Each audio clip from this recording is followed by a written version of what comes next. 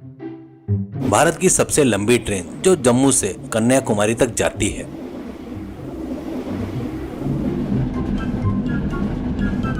उसमें दामू नाम का एक व्यक्ति सबके लिए जान पहचान का था। दामू अपना जीवन ट्रेन में ही गुजारता है। वो एक फूड कार्ट चलाता था जिसमें वड़ा पाव, समोसा, केले, चिप्स, पानी की बोतलें सब एक ही जगह पर बेचता था और जो कोई मांगता था उसे बेचकर अपना जीवन चला रहा था।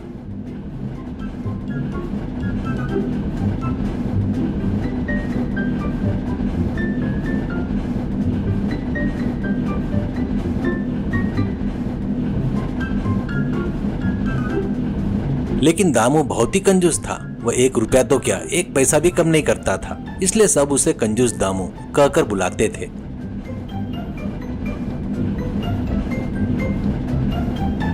दामू की बातें बहुत ही सख्त होती थी। यात्री उसे बहस करने के बजाय 1 रुपया देकर चीजें खरीद लेते थे।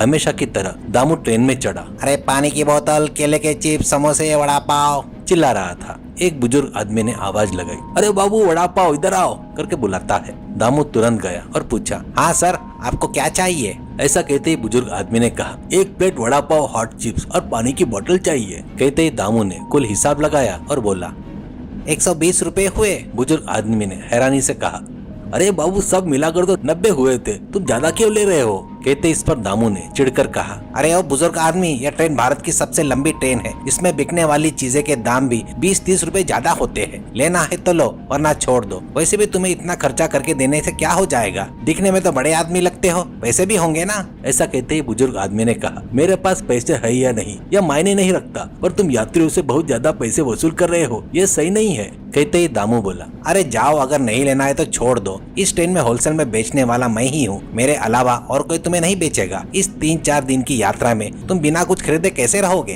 कहते ही इस पर बुजुर्ग आदमी थोड़ा शांत हो गया। उसने मन मारकर मांगे पैसे दे दिए और सामान ले लिया।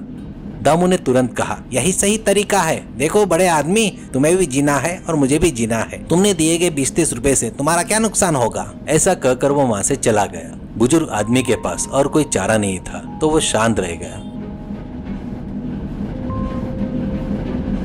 2-3 कोच बढ़ने के बाद देवा नाम का एक 18 साल के लड़के ने दामू को रोका। दामू तुरंत पूछा, हाँ बाबू, क्या चाहिए? क्या खाओगे? कहते देवा ने कहा, भैया मुझे वो केले, चिप्स और एक पानी की बोतल चाहिए। कहते दामू ने कहा, ठीक है 30 रुपए दे दो। देवा ने तुरंत अपनी जेब देखी, उसमें केवल 20 रुपए थे। देवा ने कहा, अरे रहने दो भैया, अभी खाने का मन नहीं है, थोड़ी देर बाद देख लूंगा। ऐसा कहता है। दामू ने कहा, अरे यार, कोई काम धंधा नहीं है क्या? तुम बेचने वाले को रोक कर कहते हो कि बाद में लोगे। और उसे डांट कर चला गया।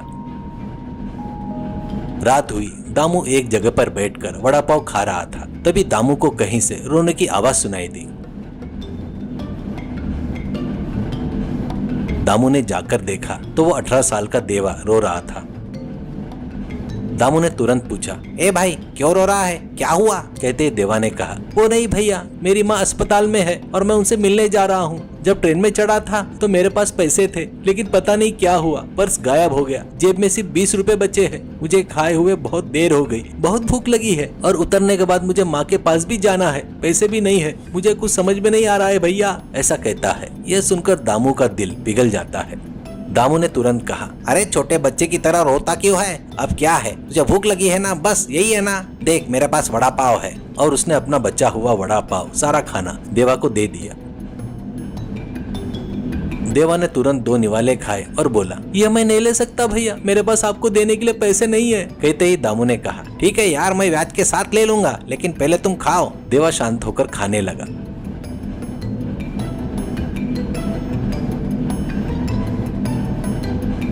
देवा को देखते ही दामू की आंखों में आंसू आ गए। दामू ने मन ही मन में सोचा, अगर मेरी बहन होती तो वह भी इसी उम्र की होती। बेचारा कितना संघर्ष कर रहा है। ऐसा कहकर फिर उसने बाहर से पूछा, ठीक है, तुम्हारी माँ अस्पताल में है, क्या हुआ? कहते ही देवा ने कहा, हाँ भैया, वो इतने दिनों तक काम पर जाती थी, लेकिन अचानक बीमार पड़ गई। मेरे मामा ने उन्हें अस्पताल में भर्ती कराया। मैं कुछ पैसे लेकर चढ़ा था, लेकिन मेरा पर्स चोरी हो गया। मैं बीच में उतरा नहीं हूँ, टिकट तो है। और उसने टिकट दिखाया। यह देखकर दामू की आंखों में फिर से आंसू आ गए। दामू ने कहा। अरे ठीक है लड़के, रोता क्या है, पैसे चोरी हो गए तो क्या हुआ, कोई काम कर लेना तो पैसे आ जाएंगे। अब तुम्हें काम करना है, जहाँ भी काम करोगे ईमानदारी से करना, जो पैसे लोगे सही लेना, समझ में आया ना? ऐसा कहा। देवा के कान में दामू की बातें नहीं गई, लेकिन उसका पेट भर गया और वो चैन से सो गया। सुबह हुई। देवा उतरने का स्टेशन आ गया। देवा उतर रहा था, उसने चारों ओर देखा, दामू कहीं नजर नहीं आया। देवा उतरकर जा रहा था, तभी दामू दौड़ता हुआ आया और चिल्लाया, अरे देवा रुको रुको। देवा ने पीछे मुड़कर देखा। देवा थोड़ा डर गया। देवा तुरंत बोला, अरे भैया मेरे पास सच में पैसे नहीं है, सिर्फ टिकट है और 20 रुपए है, ले लो भैया। और वह डर गया। दामू ने तुरंत कहा, अरे पागल क्या बोल रहा है, 1 मिनट रुक।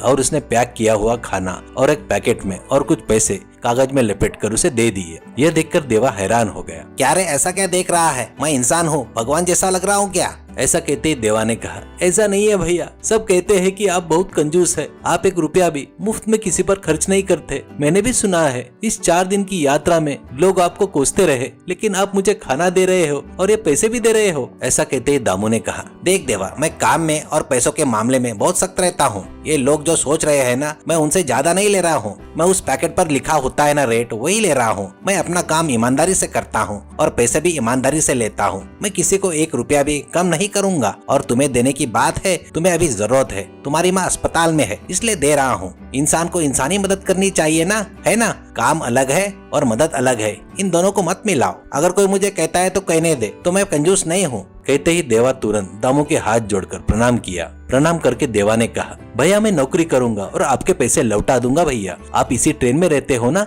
मैं फिर आऊंगा। और दामू को प्रणाम करके देवा चला गया। सभी लोग जिसे कंजूस मानते थे, दामू कितना अच्छा इंसान है यह देखकर आसपास के यात्रियों ने मन ही मन में दामू की तारीफ की।